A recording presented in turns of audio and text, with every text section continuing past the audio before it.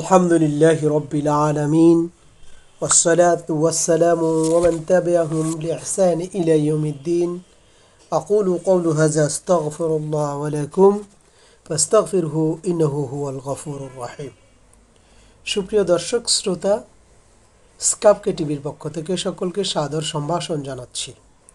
আমি আপনাদের সামনে একটি গুরুত্বপূর্ণ বিষয় উপস্থাপন করছি। আল্লাহ পাক রব্বুল আলামিনের নিকট তৌফিক কামনা করে আমি আমার বক্তব্যের দিকে ফিরে যাচ্ছি। আজকের আলোচ্য বিষয় হলো আল্লাহর নৈকট্য লাভের উপায়। মানুষ আল্লাহ তাআলার সৃষ্টি, সুতরাং মানুষকে অবশ্যই আল্লাহ তাআলার নৈকট্যে পৌঁছাতে হবে। স্রষ্টার সাথে তার সম্পর্ক রাখতে হবে এবং স্রষ্টার দেয়া নির্দেশনাবলী পালন করে তার নৈকট্য অর্জনের প্রচেষ্টা চালাতে হবে। মানুষ কেবলমাত্র দেহ সর্বস্ব জীব নয়, সুন্দর দৈহিক অবয়বের সাথে মহান আল্লাহ তাআলা তার সেরা সৃষ্টিকে সুন্দর একটি আত্মাও দিয়েছেন। সুতরাং মানুষের উন্নতি, অগ্রগতি, সফলতা, ব্যর্থতা কেবল দেহের দাবি ও বা প্রয়োজন মেটানোর মধ্যে সীমাবদ্ধ নয়, থাকতে পারে না। মানুষের ইতিহাস পর্যালোচনা করলে দেখা যায় মাঝে মধ্যে তারা বস্তুবাদী ও জড়বাদী সভ্যতার দিকে অধিকতর ঝুঁকে পড়ছে। মানুষ মাঝে মধ্যে তারা বস্তুবাদী ও জড়বাদী সভ্যতার দিকে অধিকতর ঝুঁকে পড়তে গিয়ে আত্মার চাহিদা উপেক্ষা করছে, কিন্তু তার পরিণাম কোনোদিন শুভ হয়নি। অতীত দিনের বিশ্বজাতির সভ্যতার ধ্বংসের কারণ বিশ্লেষণ ও সত্যই এর প্রমাণিত হয়। আধুনিক বিশ্বে জড়বাদী সভ্যতার মানবতা বিধ্বংসী সভ্যতা নামে আখ্যায়িত হতে যাচ্ছে। এই সভ্যতার লীলাভূমি থেকে হিপ্পিদের প্রাচ্যের দিকে ধাবিত হওয়া মূলত জড়বাদী সভ্যতার বিরুদ্ধে একটি নীরব বিদ্রোহেরই নামান্তর। মানুষের দৈহিক চাহিদার ন্যায় আত্মিক চাহিদাও যেহেতু ক্রমাগত এবং সহজাত, সুতরাং কোনো যুগেই কোনো জাতির পক্ষে সম্মিলিতভাবে আত্মার প্রয়োজনকে অস্বীকার করা সম্ভব হয়নি, বরং সর্বকালে সর্বযুগে আত্মিক উন্নতি, আত্মিক উৎকর্ষ সাধন, আত্মশুদ্ধির ক্ষেত্রে কোনো না কোনো প্রক্রিয়ায় মানুষের মধ্যে থেকে কিছু সংখ্যক লোক সবসময় প্রচেষ্টা চালিয়ে এসছে। বর্তমানে জড়বাদী সভ্যতার ব্যর্থতার পটভূমিতে মানুষের মধ্যে স্বতঃস্ফূর্তভাবে নীতি নৈতিকতা ও আধ্যাত্মিকতার প্রতি একটি ঝোঁক প্রবণতা পরিলক্ষিত হচ্ছে।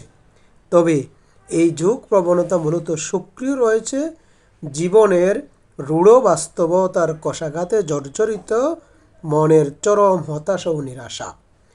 অতীতে আধ্যাত্মিকতা ও আত্মিক উন্নতি সাধনের চেষ্টা যারা করেছেন, ইসলামের বাইরে তারা অনুরূপ হতাশা ও নিরাশার পটভূমিতেই এদিকে ঝুঁকে পড়েছেন। তাই তাদের এই ঝোঁক প্রবণতা দেহের প্রয়োজনকে অস্বীকার বা উপেক্ষা করেছে।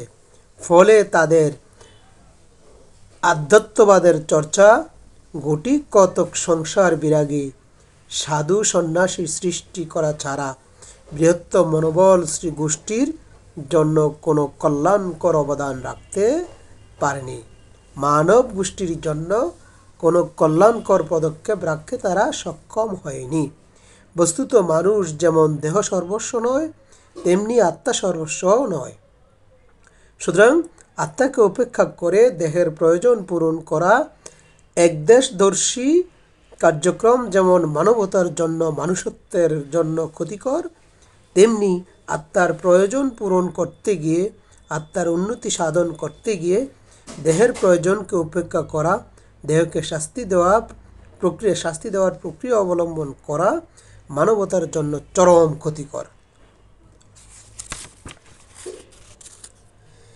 এসব ক্ষেত্রে দেহকে শাস্তি দিয়ে আত্মার প্রাধান্য প্রতিষ্ঠার জন্য যে সমস্ত মন গড়া প্রক্রিয়া পদ্ধতি অবলম্বন করা হয়ে থাকে তা কোটি কোটি মানুষের মধ্য হতে হাতে গোনা দুই একজনের পক্ষেই সাধন করা সম্ভব।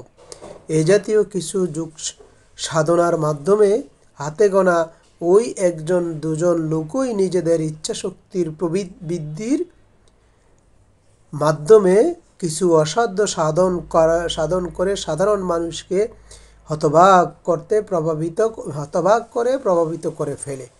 অবশেষে এই প্রভাবিত লোকেরা অসাধ্য সাবধানকারী ব্যক্তিকে অতি মানবীয় কিছু মনে করে তার দিকে ঝুঁকে পড়ে এবং নিজেদের অভাব অভিযোগ পূরণের ব্যাপারে তাকে একটি স্বর্গীয় অবলম্বন মনে করে বসে।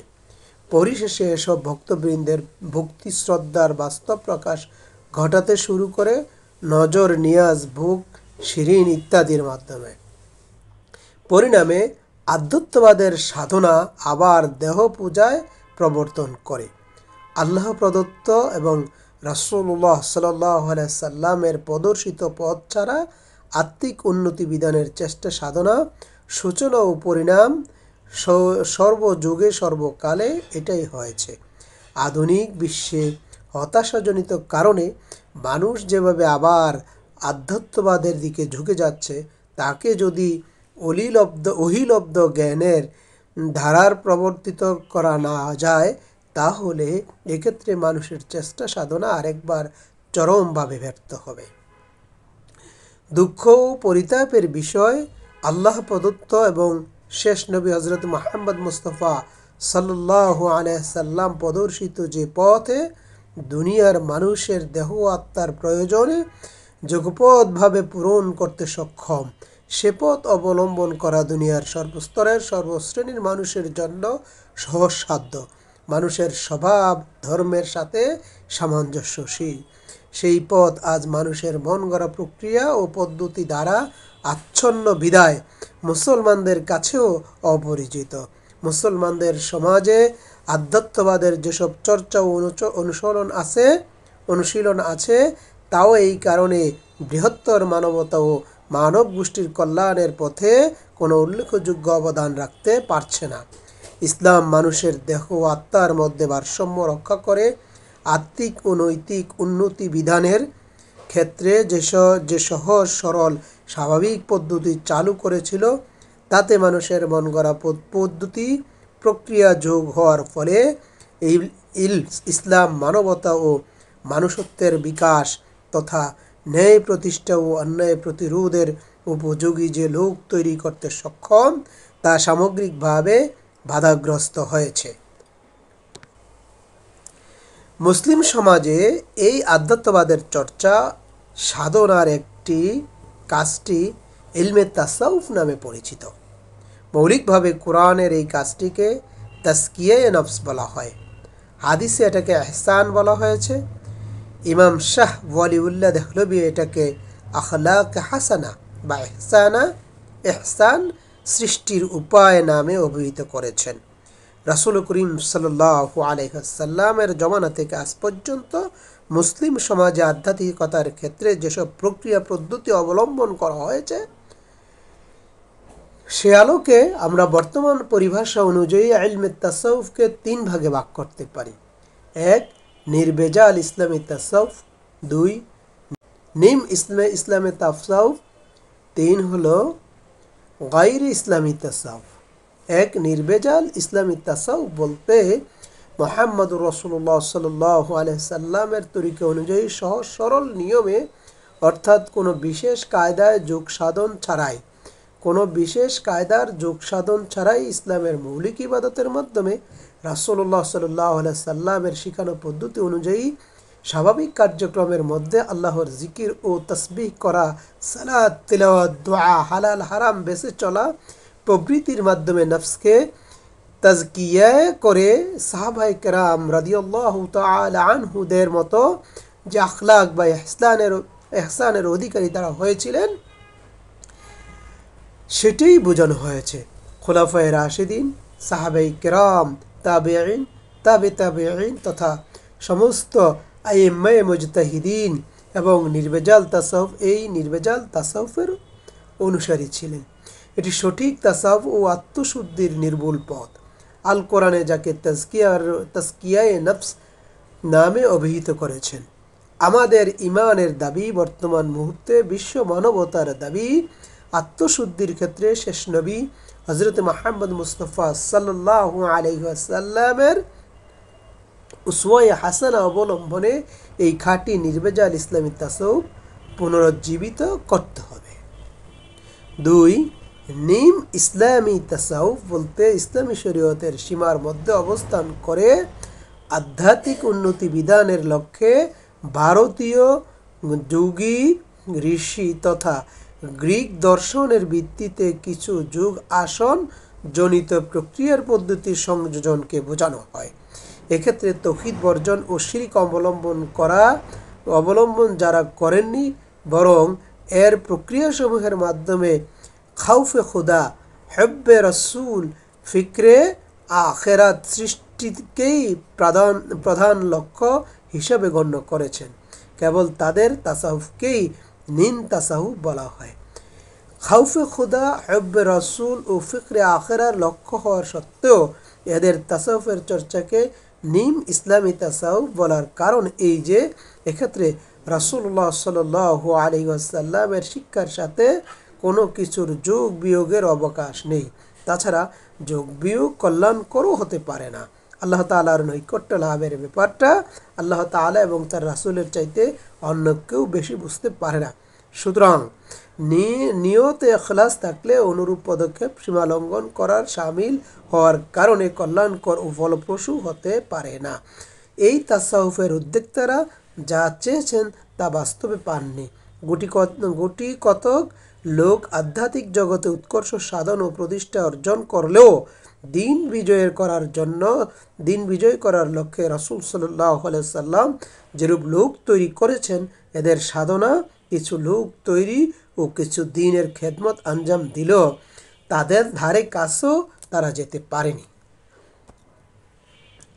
এই না যেতে পারার কারণ এটি প্রমাণ করে যে রাসূলুল্লাহ সাল্লাল্লাহু আলাইহি ওয়াসাল্লামের তাসাউফ থেকে বাইরে সংযোজিত প্রক্রিয়াসমূহ বাদ দিয়ে সংশোধন করে খালেস ইসলামী তাসাউফ পরিণত করা যেতে পারে।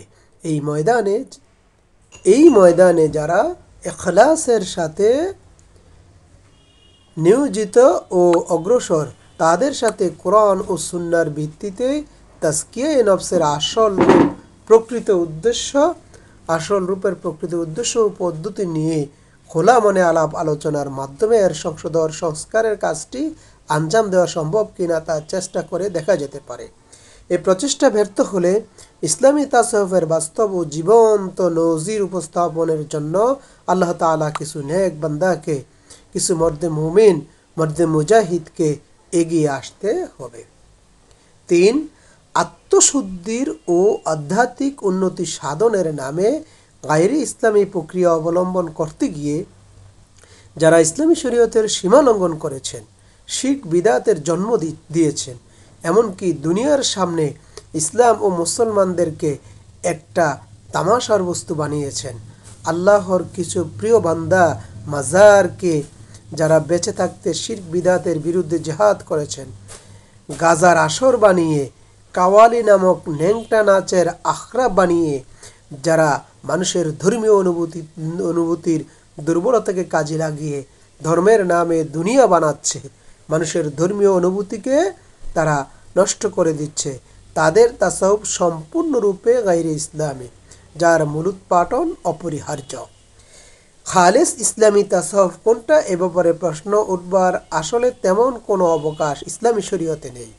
আমরা উল্লেখ করেছি, আজ মুসলমানদের মধ্যে যে আধ্যাত্মিক অনুশীলনকে ইলমে তাসাউফ বলা হয়, আল কোরআনে সেটাকে তাজকিয়ায়ে নফস বলা হয়েছে।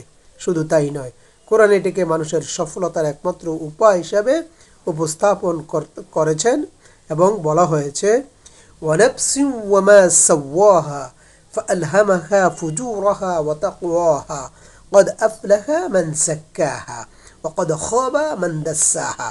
সূরা শামসের 8 এবং 9 নম্বর আয়াতে আল্লাহ সুবহানাহু ওয়া তাআলা এই কথা বলেছেন। মানুষের আত্মার শপথ তার, আর শপথ সেই সত্তার যিনি মানুষের আত্মাকে পরিপূর্ণ রূপ দিয়েছেন। তারপর তাকওয়া ও ফিস্ক ফুজুরের অনুভূতি ও বিচার শক্তি দিয়েছেন। মানুষের মধ্য থেকে যারা এই নফস বা আত্মায় তাজকিয়া করে তারাই সফল কাম। যারা এই আত্মাকে খোদা প্রদত্ত বিচার শক্তিকে অবদমিত করে তারাই ক্ষতিগ্রস্ত ও ব্যর্থ হয়। আল্লাহ তাআলা কোরআনের তাজকিয়া নফসের একটি মৌলিক কাজ হিসাবে তাজকিয়া নফসকে একটি মৌলিক কাজ হিসাবে পেশ করেছেন। শুধু তাই নয়, এটিকে মুহাম্মদুর রাসূলুল্লাহ সাল্লাল্লাহু আলাইহি ওয়াসাল্লাম এর অন্যতম প্রধান কাজ হিসাবে অভিহিত করেছেন। বেশ কয়েকটি স্থানে এভাবে নবী সাল্লাল্লাহু আলাইহি ওয়াসাল্লামের কাজের বর্ণনা এসেছে।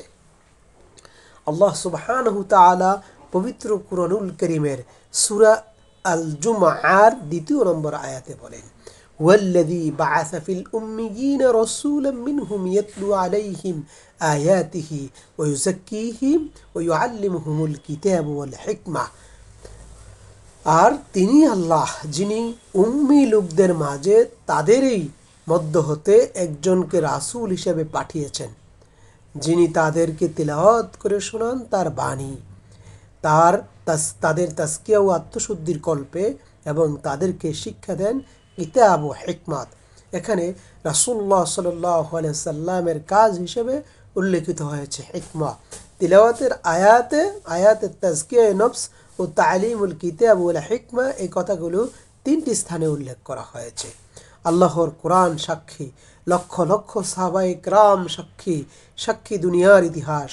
প্রিয় নবী হযরত মুহাম্মদ মুস্তাফা সাল্লাল্লাহু আলাইহি সাল্লাম তার উপর অর্পিত সব দায়িত্বই ঠিকমতো পালন করেছেন।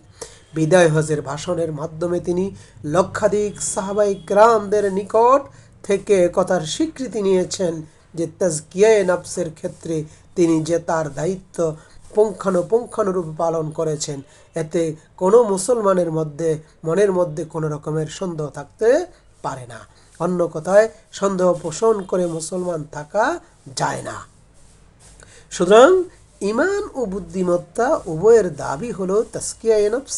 এই গুরুত্বপূর্ণ মৌলিক কাজটি রাসূল পাক সাল্লাল্লাহু আলাইহি সাল্লাম কিভাবে কোন পদ্ধতিতে আঞ্জাম দিয়েছেন এবং উক্ত পদ্ধতির প্রক্রিয়া কোন ধরনের লোক তৈরি হয়েছে, তারা এভাবেই তৈরি হওয়ার পর ইসলাম ও মানবতার কোন কোন কাজে লেগেছে তার জানবার এবং বুঝবার চেষ্টা।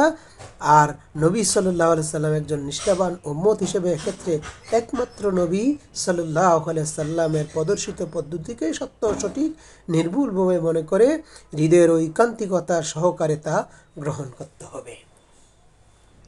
রাসূলুল্লাহ সাল্লাল্লাহু আলাইহি সাল্লাম এর অন্যান্য তালিমাত যেমন প্রকাশ্য দিবালোকের ন্যায় সুস্পষ্ট, তেমনি তাজকিয়ায়ে নফসের ব্যাপারটিও সুস্পষ্ট।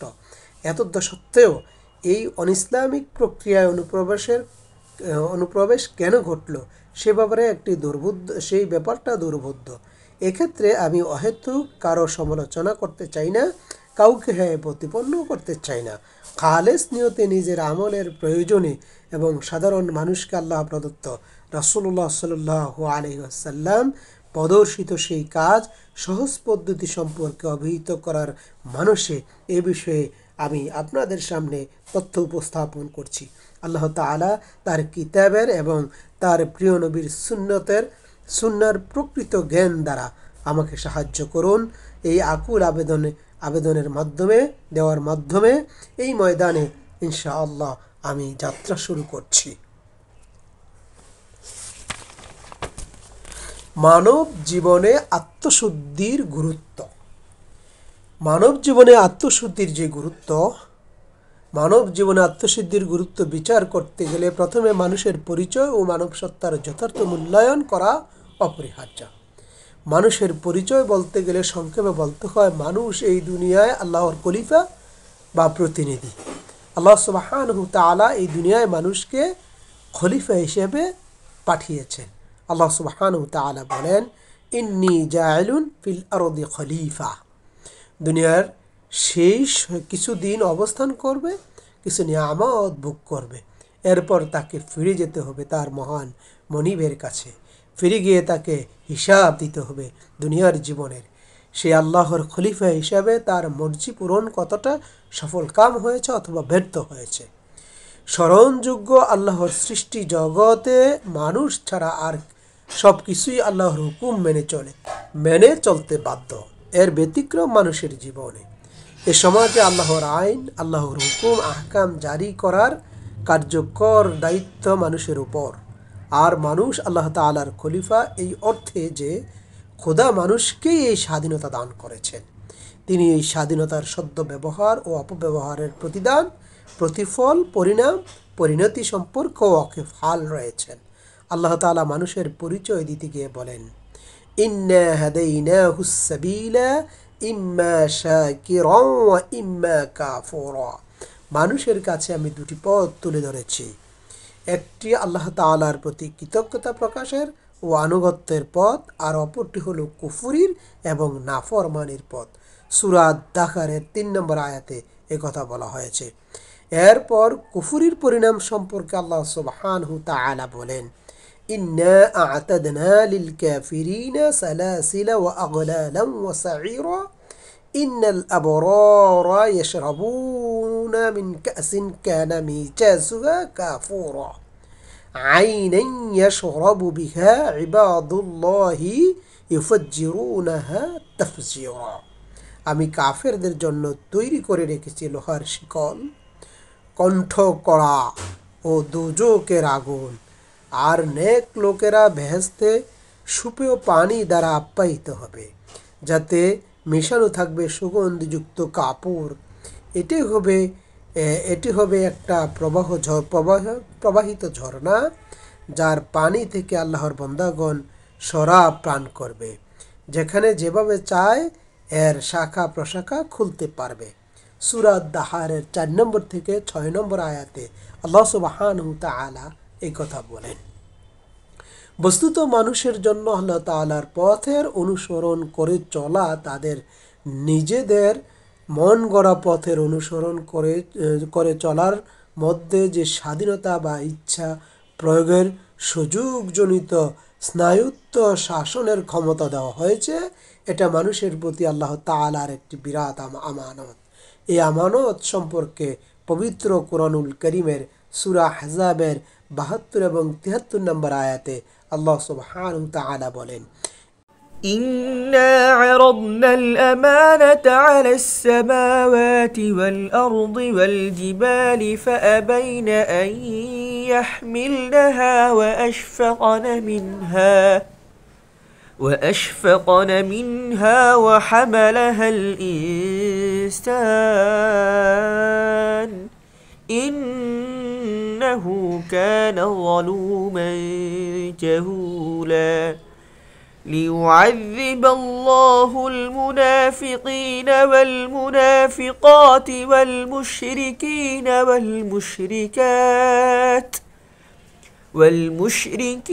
والمشركات ويتوب الله على المؤمنين والمؤمنات وكان الله غفورا رحيما।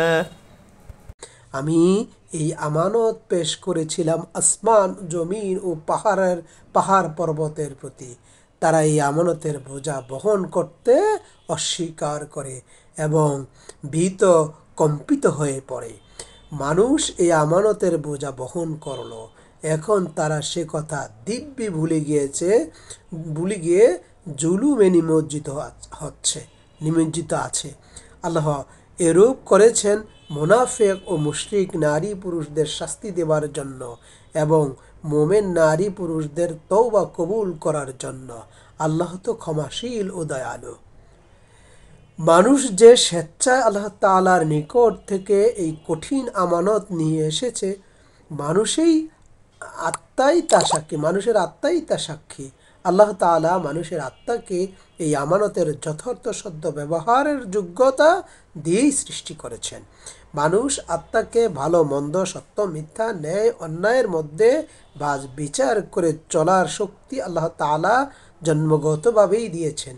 সেজন্যই কোরআন দাবি করেছে মানুষের আত্মাকে আল্লাহ তাআলা একটি পরিপূর্ণ রূপ দিয়েছেন।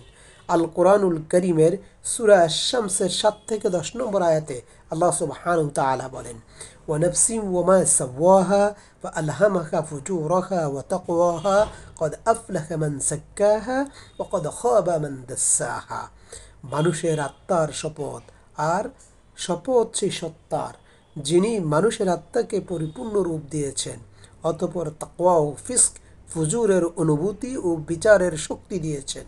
মানুষের মধ্য থেকে যারা এই নফস বা আত্মাকে তাজকিয়া করে তারাই সফল কাম, আর যারা এই আত্মার খোদার প্রদত্ত বিচার শক্তিকে অবদমিত করে তারাই ক্ষতিগ্রস্ত ও ব্যর্থ। কোরআনুল কারীমে আরো বলা হয়েছে, فطرة الله التي فطر الناس عليها لا تبديل لخلق الله। সেই স্বভাব ধর্মের অনুসরণ করো যে স্বভাব ধর্মের উপর মানব জাতিকে সৃষ্টি করা হয়েছে। সূরা রুমের 30 নম্বর আয়াতে কথা বলা হয়েছে। হাদিসে রাসূলুল্লাহ সাল্লাল্লাহু আলাইহি ওয়াসাল্লাম বলেছেন, প্রত্যেক মানব সন্তানের স্বভাব ধর্মের উপর, প্রত্যেক মানব সন্তান তার স্বভাব ও ধর্মের উপর জন্মগ্রহণ করে, তারপর তাদের পিতামাতার কারণেই তারা ইহুদি, খ্রিস্টান ও অগ্নিপূজক হয়ে থাকে। মানব আত্মার পরিচয়। মানব আত্মার মানুষের সত্তার আসল পরিচয় জানতে পারি।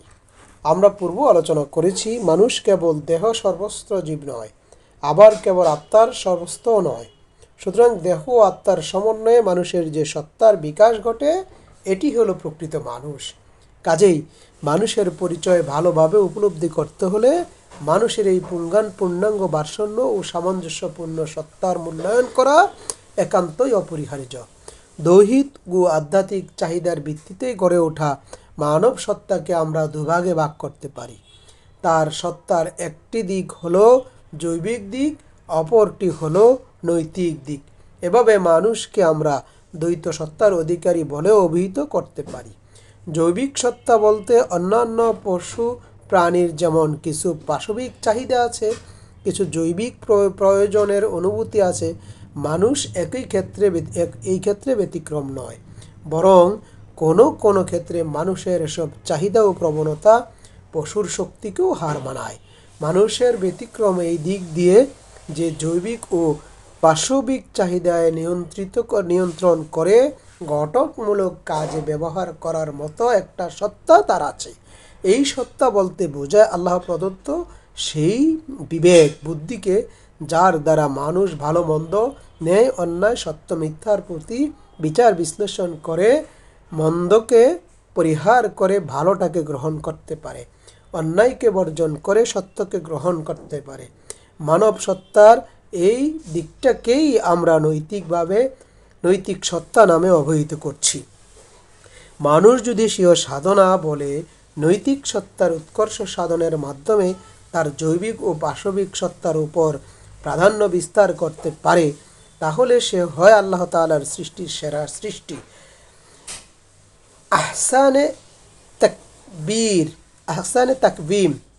আহসানুল তাকওয়িম এর সার্থকতা প্রমাণিত হয় এর মাধ্যমে। লাকাদ কাররামনা বানি আদমা এর বাস্তব প্রকাশ ঘটে তার মাধ্যমে। পক্ষান্তরে কারো কৃতকর্মের ফলে যদি মানুষ এই আল্লাহ প্রদত্ত নৈতিক সত্তার অবদামিত হয়, পরাভূত হয় পাশবিক সত্তার কাছে, তাহলে সেই মানুষ হয় পশুর সমান বা বরং তার চেয়ে নিচে, আসফালা সাফিলিন এর অন্তর্ভুক্ত হয়ে যায়।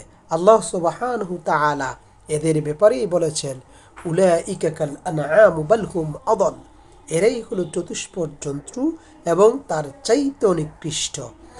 আমরা এই সংক্ষেপ আলোচনার মাধ্যমে জিনিসটি বোঝাতে চেয়েছি তা হলো, মানবতা মানুষত্ব বিকাশের জন্য, মানুষকে আশরাফুল মাখলুকাতের মর্যাদায় প্রতিষ্ঠিত করার জন্য মানুষের নৈতিক সত্তা বিকাশ সাধন এবং অন্য কথা আধ্যাত্মিক সাধনতা ও আত্মশুদ্ধির প্রচেষ্টাই হলো একান্ত অপরিহার্য। এটি অপরিহার্য যেমন মানুষের স্বাভাবিক বিবেক বুদ্ধির আলোকে, তেমনি এটাকে অপরিহার্য করে দিয়েছে মানুষের স্রষ্টাও। এবার প্রশ্ন ওঠে, মানুষের এই নৈতিক সত্তার বিকাশ ও উৎকর্ষ সাধনের উপাদান গ্রহণ করা হবে কোত্থেকে? এক্ষেত্রে আত্মশুদ্ধির বা তাজকিয়ে নফসের চেষ্টা সাধনায় করা কার গৃহীত নিয়ম নীতি ও পদ্ধতি গ্রহণ করা সমীচীন হবে, আর কার সমীচীন হবে না, তাও আমাদের সামনে পরিষ্কার হওয়া অপরিহার্য। এক্ষেত্রে বলতে চাই, যদি মানুষকে আল্লাহ তাআলা জন্মগতভাবে ভালো মন্দ ন্যায় বিচার বিশ্লেষণ করার শক্তি দিয়ে পাঠিয়েছেন, তবুও কেবলমাত্র সেই বিচার শক্তিকে কাজে লাগিয়ে সফলতা অর্জন করা মানুষের পক্ষে সম্ভব নয়। কারণ মানুষের জৈবিক চাহিদা পূরণের উপাদান যেভাবে এই পৃথিবীতে ছড়িয়ে আছে, নৈতিক চাহিদা পূরণের উপাদানও সেভাবে নেই। আল্লাহ তাআলা সমস্ত বস্তুগত উপাদানকে মানুষের অধীন করে দিয়েছেন। ওয়াসাখখারা লাকুম মা ফিস সামাওয়াতি ওয়া মা ফিল আরদি জামিআ। হে মানুষ, এই পৃথিবীর সব কিছুই আল্লাহ তাআলা তোমাদের অধীন অনুগত করে দিয়েছেন। সূরা জাসিয়ার 13 নম্বর আয়াতে আল্লাহ সুবহানাহু ওয়া তাআলা এই কথা বলেছেন। সুতরাং পৃথিবীর বস্তু শক্তির ব্যবহার করে মানুষ স্বীয় চেষ্টা সাধনা দ্বারা তার জৈবিক ও পাশবিক সত্তার প্রয়োজন পূরণ করতে পারে, এটাকে তার ইচ্ছা উন্নত করতে পারে। যেমন তার পেটের ক্ষুধা মিটাবার উপাদান এই মাটির পৃথিবী থেকে সে সংগ্রহ করতে পারে, রোগ ব্যাধি থেকে মুক্তির উপাদান, বাসস্থান গড়ে তোলার উপাদান, যৌন ক্ষুধা নিবৃত্তের উপাদান প্রভৃতি মানুষের ধরাছোঁয়ার বাইরে নয়। তাই সে নিজের চেষ্টা সাধনার এগুলিকে আয়ত্তে আনতে পারে, আর আনছেও। এভাবে বস্তুকে ব্যবহার করার জন্য জ্ঞানটাও খোদা প্রদত্ত। এই জ্ঞানের সাহায্যে মানুষ বস্তুর ধর্ম আবিষ্কার করে বিজ্ঞানের সাধনায় দ্রুত এগিয়ে যাচ্ছে।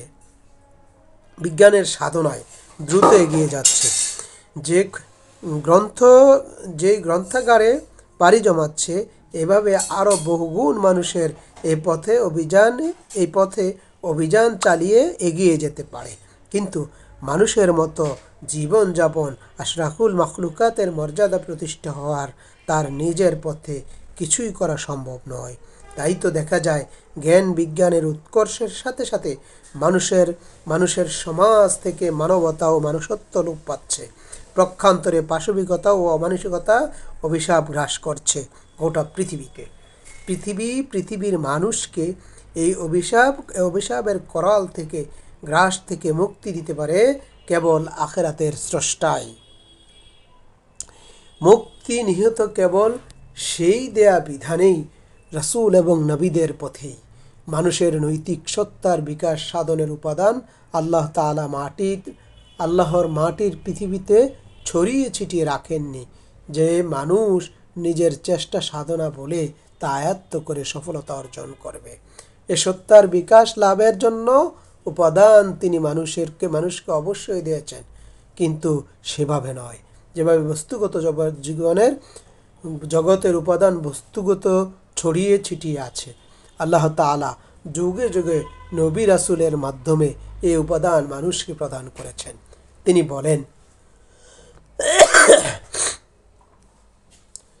তিনি বলেন فَإِمَّا يَأْتِيَنَّكُم مِّنِّي هُدًى فَمَن تَبِعَ هُدَيَا فَلَا خَوْفٌ عَلَيْهِمْ وَلَا هُمْ يَحْزَنُونَ। অতঃপর আমার পক্ষ থেকে হেদায়েত আসবে, যারা এর অনুসরণ করবে তাদের ভয়ের কোনো কারণ নেই, দুশ্চিন্তাগ্রস্ত হবার কোনো কারণ নেই। সূরা বাকারার 38 নম্বর আয়াতে বলেন, আল্লাহ রাব্বুল আলামিন তার সর্বশেষ নবী হযরত মুহাম্মদ মুস্তাফা সাল্লাল্লাহু আলাইহি সাল্লামের মাধ্যমে আমাদের নৈতিক সত্তার উৎকর্ষ সাধনের প্রয়োজনীয় উপাদান পাঠিয়েছেন। সুতরাং নবী সাল্লাল্লাহু আলাইহি সাল্লামের সময় থেকে নিয়ে কিয়ামত পর্যন্ত যত মানুষ আসবে, সব মানুষের নৈতিক ও আধ্যাত্মিক উৎকর্ষ সাধনের একমাত্র অনুসরণযোগ্য শিক্ষক হলেন মহানবী সাল্লাল্লাহু আলাইহি সাল্লাম। একমাত্র তার প্রদর্শিত অনুসৃত পথ, এই পদ্ধতিকেই আধ্যাত্মিক উন্নতি সাধন বা আত্মশুদ্ধির প্রচেষ্টায় সফল হতে পারে। আমরা সূচনা থেকে চেষ্টা করেছি মানুষের মন গড়া পদ্ধতির মূলত অস্বাভাবিক বা কৃত্রিম পদ্ধতি নিয়ে বুঝিয়ে দেওয়ার। মানুষের মন গড়া পদ্ধতি কখনো মানবতার কল্যাণে আসতে পারে না। এই অধ্যায়ে এসে প্রমাণিত হচ্ছে নবী সাল্লাল্লাহু আলাইহি সাল্লাম এবং রাসূল সাল্লাল্লাহু আলাইহি সাল্লামগণ আল্লাহ তাআলার প্রদত্ত জ্ঞানের আলোকে যে পদ্ধতি অনুসরণ করেছেন তাই তারা সহজ সরল স্বাভাবিক ও মানব প্রকৃতির সাথে সামঞ্জস্যপূর্ণ। সুতরাং সর্বস্তরের সর্বশ্রেণীর মানুষের পক্ষে এটা গ্রহণযোগ্য ও অনুসরণীয়। এখানে আরও একটা কথা পরিষ্কার হওয়া দরকার, মানুষের মন গড়া পদ্ধতির যেসব আধ্যাত্মিকতা স্বাধীনতা হয়েছে সেখানে মানুষত্ব ও মানবতা নয়, বরং কিছু লোকের অমানবীয় কিছু থাকে। প্রক্ষান্তরে খোদা প্রদত্ত রাসূল সাল্লাল্লাহু আলাইহি সাল্লামের প্রদর্শিত পদ্ধতি পরিচালিত আধ্যাত্মিক উন্নতি বিধানের প্রচেষ্টা লক্ষ্য হয় স্রষ্টার দাসত্ব, আনুগত্য ও সৃষ্টির সেবা করার মতো যোগ্যতা অর্জন। এ পথে সাধনার ফলে যারা যত বেশি আল্লাহর হুকুম মানার বা তার নিষিদ্ধ জিনিসসমূহ বর্জন করার জন্য যোগ্য হয়, প্রকৃতপক্ষে সেই তত বেশি কামিয়াবি বলে বিবেচিত হয়ে থাকে। এখানে কোনো অলৌকিক কিছু ঘটনা আদৌ বিবেচনা হিসাবে গ্রহণ করা হয় না, গুরুত্ব পায় না। তাই বলে অলৌকিকতাকে অস্বীকার করা হচ্ছে না। অলৌকিকতা যে কোনো ধরনের লোকের ব্যাপারে করতে পারে, সেজন্য কোনো ব্যক্তির কৃতিত্ব মোটেই আলোচ্য বিষয় হওয়ার যোগ্য নয়। এমন কিছু ঘটলে তা আল্লাহ তাআলার পক্ষ থেকেই ঘটবে। একজন সর্বোচ্চ মানের উন্নত ব্যক্তির জীবনে কোনো অলৌকিক কিছু প্রকাশ নাও ঘটতে পারে, আবার আল্লাহ চাইলে একজন মামুলি মানুষের জীবনে কোনো অস্বাভাবিক কিছুর প্রকাশ ঘটাতেও পারে। খাঁটি ইসলামী তাসাউফের দৃষ্টিতে এটা তেমন গুরুত্বপূর্ণ বিষয় নয়, বরং ইলম কালেমার দৃষ্টিতে ইচ্ছা করেই কারামত প্রদর্শন ইস্তেহাদ বলা হয় এবং যার দ্বারা কোনরূপ তাদেরকে ফাসেক নামে এরূপ যারা করে তাদেরকে ফাসেক নামে আখ্যায়িত করা হয়। সুপ্রিয় দর্শক শ্রোতা, আল্লাহর নৈকট্য উপায়ের বাকি অংশটুকু ইনশাআল্লাহ আমরা পরবর্তী কয়েকটি আলোচনায় আপনাদের সামনে উপস্থাপন করব। আল্লাহ পাক রব্বুল আলামিনের নিকট তৌফিক কামনা করে এবং আমাদের আলোচনাটি শুরু থেকে শেষ পর্যন্ত শোনার জন্য সকলকে সাদর সম্ভাষণ জানিয়ে শেষ করছি। ওয়া মা তৌফিক ইল্লা বিল্লাহ। আসসালামু আলাইকুম ওয়া রাহমাতুল্লাহি তাআলা ওয়া বারাকাতুহু।